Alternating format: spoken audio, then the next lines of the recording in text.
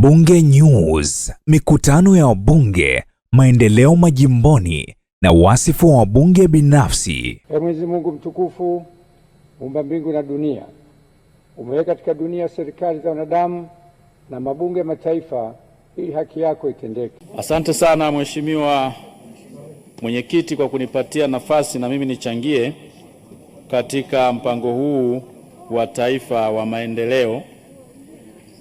Awali ya yote nimshukuru Mwenyezi Mungu kwa kuendelea kunijalia uhai na afya njema, lakini pia niendelee kuwashukuru wananchi wema wa jimbo la Kahama mjini ambao walinichagua na kuniamini ili nije kuwa mwakilishi wao katika bunge hili tukufu. Lakini pia niwashukuru familia yangu kwa maana ya mke wangu Happiness Karugaba, lakini na mama Gaudensia Ngaiwa na mzee Ngaiwa Pascal Maziku na ndugu na jamaa wote wanaoendelea kunitia moyo katika kuwatumikia wananchi wa jimbo la Kahama mjini. Mheshimiwa Mwenyekiti, naomba nijielekeze sasa katika kuchangia mapendekezo ya mpango huu elekezi wa maendeleo wa muda mfupi, muda wa kati na mrefu. Na niseme tu kwamba mpango huu umetambua rasilimali zetu ambazo tuko nazo katika nchi yetu tukufu ya Tanzania. Rasilimali hizo ni uoto wa asili, ardhi kubwa ambayo ina rutuba inayosupport kilimo cha aina zote kwa maana ya mazao ya chakula na mazao ya biashara. Lakini tuna water bodies kwa maana ya maji ambayo ni mito, maziwa, lakini na bahari ambayo yote haya yana support shughuli za uvuvi na kilimo, lakini na matumizi mengine ya nyumbani. Sasa hoja yangu hapa, Mheshimiwa Mwenyekiti, mimi naamini serikali yetu ambayo inaongozwa na Mheshimiwa mama yetu Rais mpendwa Mama Samia iko na nia thabiti na ya dhati katika kuwatumikia wananchi wetu.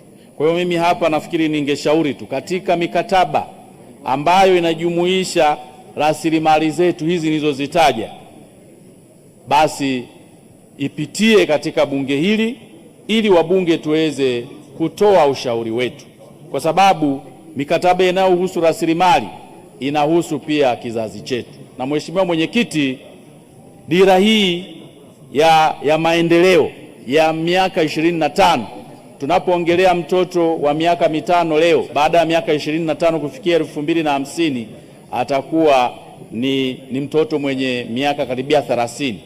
Sasa tunakuwa na mpango huu wa maendeleo ambayo kwa kweli umelenga katika kuendeleza kizazi chetu ambacho kitakuja kunufaika na rasilimali hizi.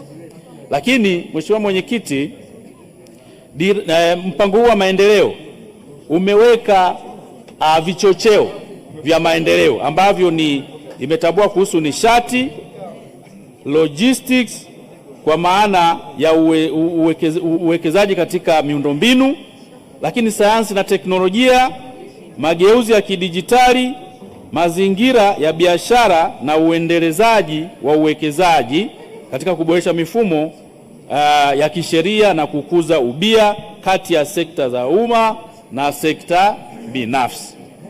Sasa hapa Mheshimiwa Mwenyekiti, niseme tu kama wachangiaji waliotangulia walivyoweza kuchangia.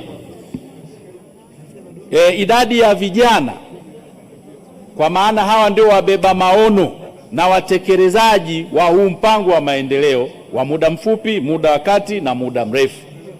Hawa vijana kati ya umri wa miaka 15 na 35 ni asilimia zaidi ya 60, na hawa ndio nguvu kazi, kwa maana wale watoto na wazee ni tegemezi kwa nguvu kazi hii. Kwa hiyo ni lazima tuangalie sera na mpango wetu katika kuwawezesha vijana wetu waweze kuingia moja kwa moja katika kutumia hizi rasilimali nilizozitaja hapa, ikiwemo madini, ikiwemo rasilimali zetu za ardhi, lakini na maji ambayo tuko nayo katika mito, maziwa na bahari. Kwa hiyo serikali kupitia wizara, na ninashukuru kwamba wizara ya vijana imeanzishwa. Kwa hiyo tuweke sera ambazo zitaenda kuwawezesha vijana wetu kwa mitaji, lakini kuwawezesha vijana wetu kwa skills, kwa maana ya teknolojia, ili waweze kuhimili ushindani wa kibiashara. Lakini Mheshimiwa Mwenyekiti, tuliposema kwamba tuboreshe miundombinu, taarifa mimi jimbo langu la Kahama mjini, Mheshimiwa Benjamin, kuna taarifa kutoka Mheshimiwa Esther Matiko.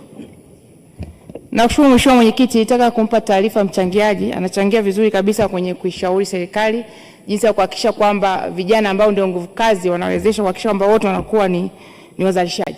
Kwa takwimu za sasa hivi 87% ya population tulionayo ni tegemezi, kwa maana watoto chini ya miaka 15 na wazee kuanzia miaka 65.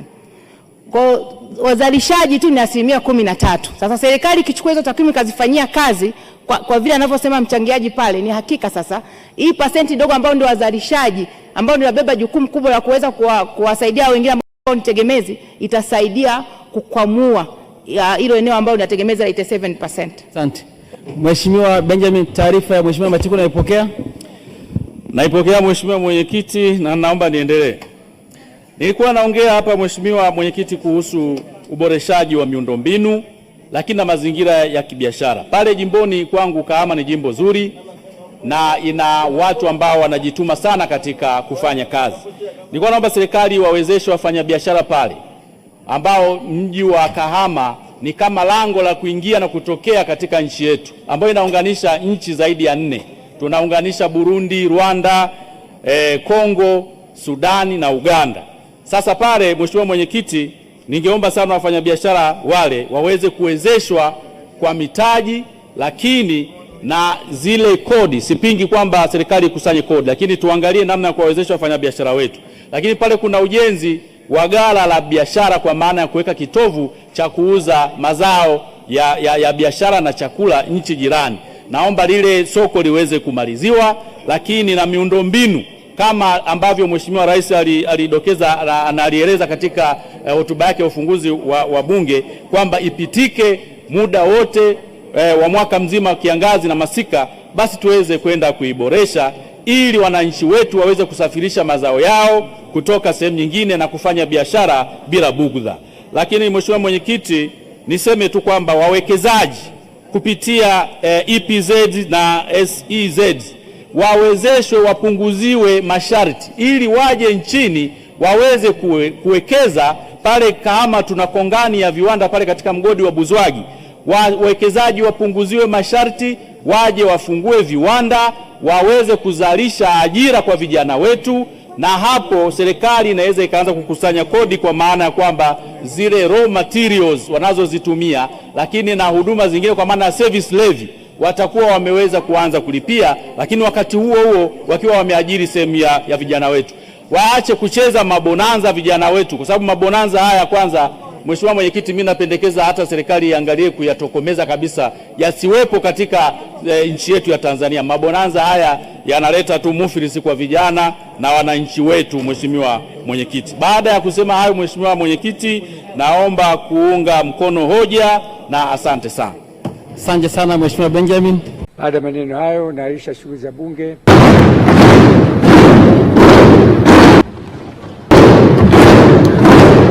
Bunge News.